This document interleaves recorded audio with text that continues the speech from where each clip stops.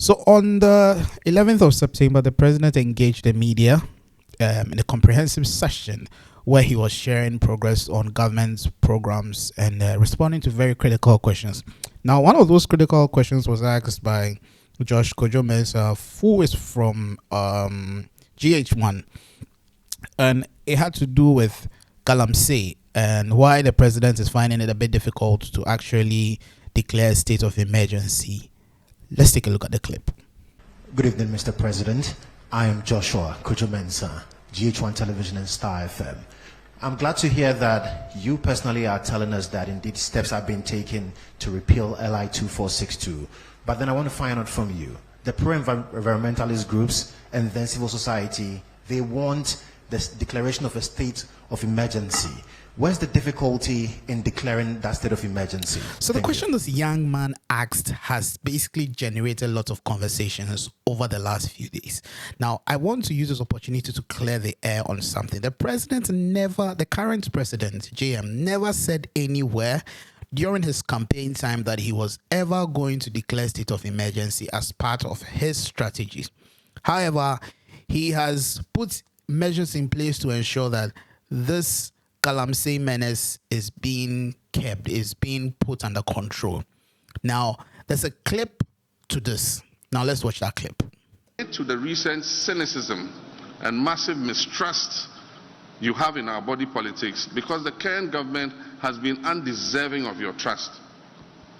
The challenges of today might seem insurmountable, but I urge you to look beyond the present and dream with me of a reset Ghana.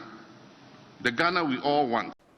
But what I want us to do, an objective critique, maybe devoid of the emotions, is to look at the intervention. I don't have a problem if we critique the interventions and say, look, this one can be better. This one, we can do it this way. Mm-hmm. I think when we come to that consciousness, it will help the conversation. First of all, President John Dramani Mahama, then candidate Mahama, never on any platform promised to declare a state of emergency. I have challenged everybody that produced for me just a video recording of President Mahama making that declaration that I will, or a proclamation that I will, with the benefit of power, declare a state of emergency. I remember vividly, a group had put together a coalition at the tail end and invited the main flag bearers to that program. When President Mahama attended that program, he was extremely cautious on the question of state of emergency, because we all do appreciate that the moment you declare a state of emergency, you change the dynamics of that locality. There was also a question that was tied to water, but it also had to do with Galamsey. It says that the justification for water company asking for such a steep increase was because of the cost of treating the water. And I answered it in terms of the tariff, but not in terms of the Galamsey in the water. But in my statement, I indicate that we just started with the Blue River Guards. We're training more and more of them. These are long expanses of water bodies. And so far, those we've trained are 600 and something. They are not enough to cover even the length of the Ankobra. And so as we recruit and deploy, because they patrol the water bodies, if they see any Shamfam machine on the water body, they seize it and we burn it, we destroy it. And so I gave you the number of Shamfam machines we have seized and destroyed. As we continue to increase the numbers of these Blue River Guards, I'm sure that we'll be able to cover the tunnel, we'll be able to cover the Pra, we'll be able to cover the Ankobra. And we hope that then we will start seeing, some reduction in the turbidity of the water. But even more than those on the water bodies, the destruction is the forest reserves. Because the rivers take their catchment areas from the water reserve. So if you destroy, from the forest reserve, if you destroy the forest reserve, the river or the stream will dry up. Because where it takes its water source will no longer exist.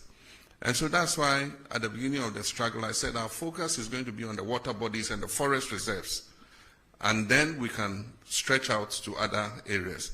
So as we train more Blue River water guards, we would see an improvement in the turbidity levels of the waters.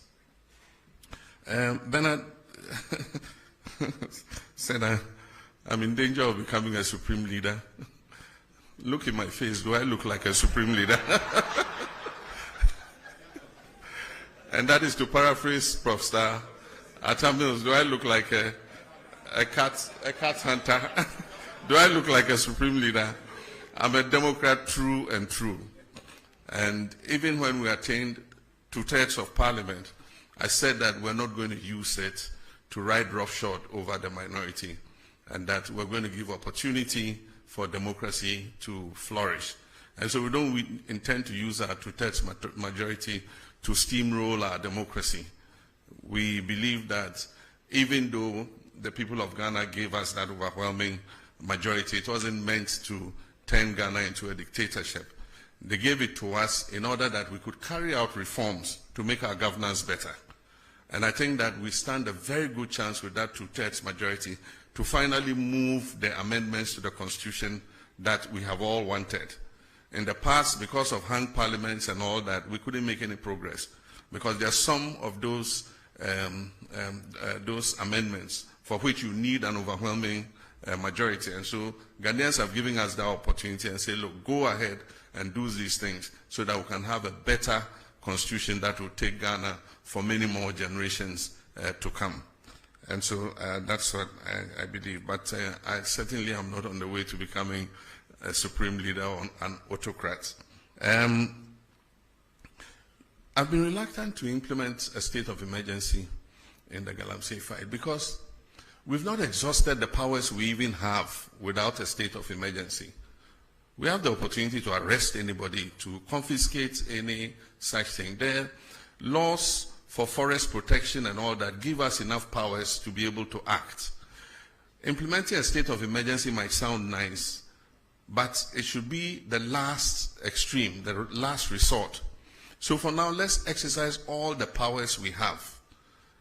And if it becomes necessary for a state of emergency, then we'll look at it. It means we have to go to Parliament. The President can't just declare a state of emergency without, going to Parliament, because there's a limit to how long you can maintain that state of emergency.